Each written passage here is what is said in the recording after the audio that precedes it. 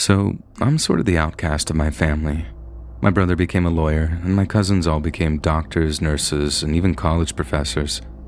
And then there's me. I dropped out of film school during my second year, and I make my living bartending. Due to the nature of my job, I do meet a nice number of questionable individuals, but they're all mostly harmless. One night early in the summer a few years back, I went to my parents' house for dinner, and the entire family was there. It quickly turned into the Let's Lecture Shannon show. They played all the classic hits like, "Why can't you be more like your brother? When are you going to find someone to settle down with? You do know your childbearing years don't last forever." Oh, you know, just what every child wants to hear from their parents at a family get-together. I was pretty annoyed, and it showed when I got to work that evening. I was venting to a coworker when a nice-looking man whom I didn't recognize as a regular spoke up.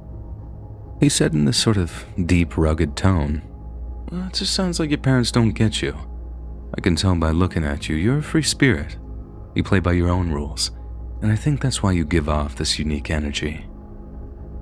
Yeah, believe it or not, that stupid line worked on me for some reason. Or maybe it was because this guy was really good looking, I don't know. I continued the conversation with him for a while, and we ended up talking all night.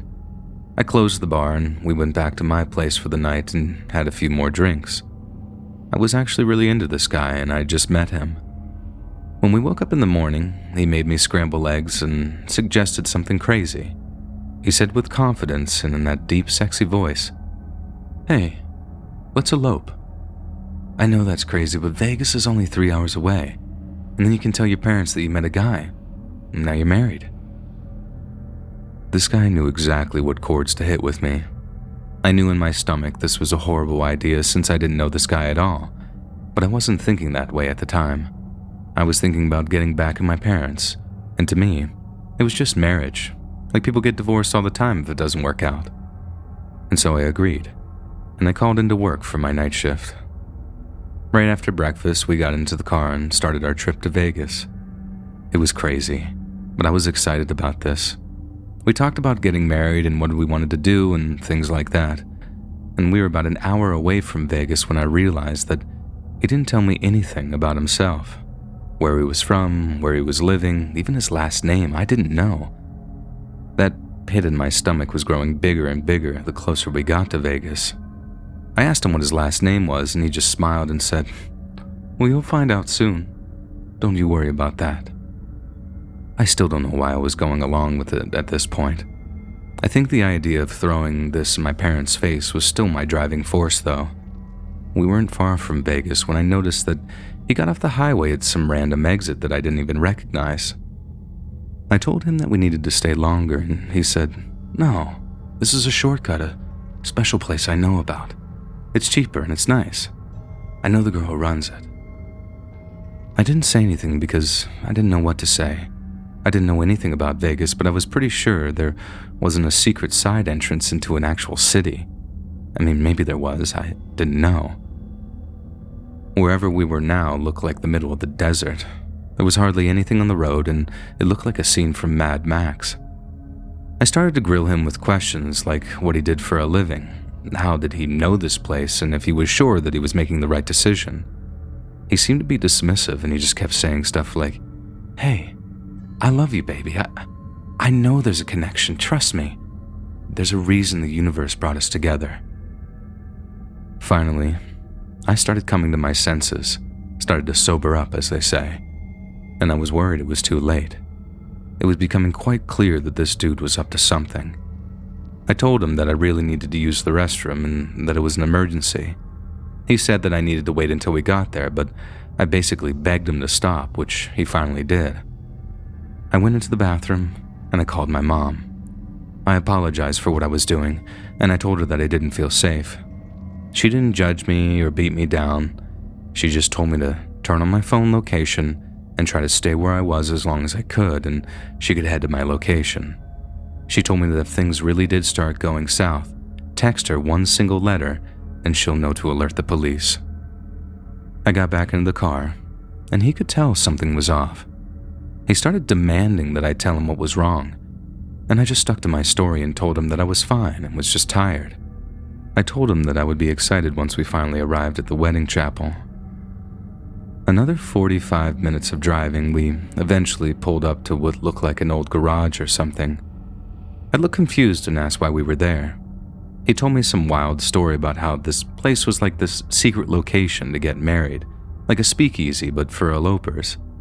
It sounds insane as I write it, but this deep into the situation, this guy had such a way with his words that a chunk of me honestly still wanted to believe him. I got out and stood and glanced at my surroundings. There was literally nothing in sight other than just desert.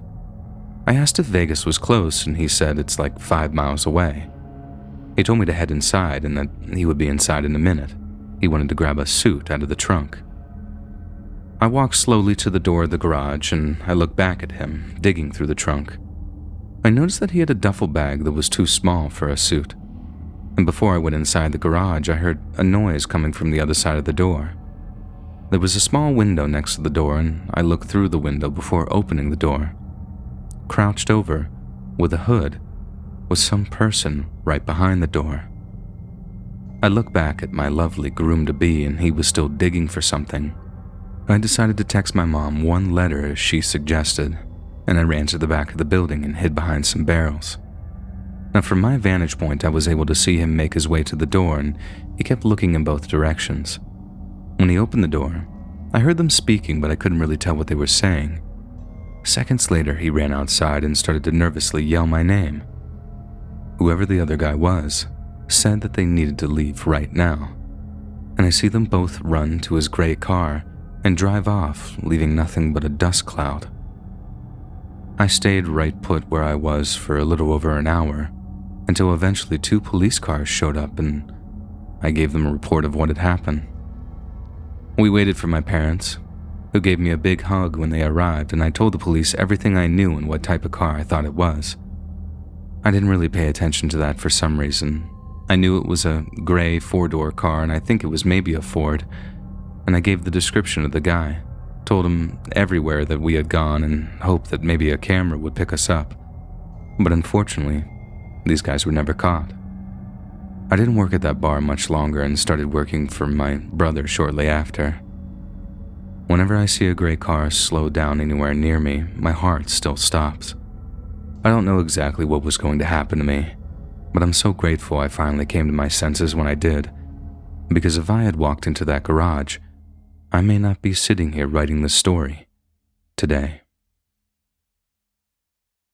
If you enjoyed this scary story, listen to thousands more, either over on the Let's Read YouTube channel or podcast.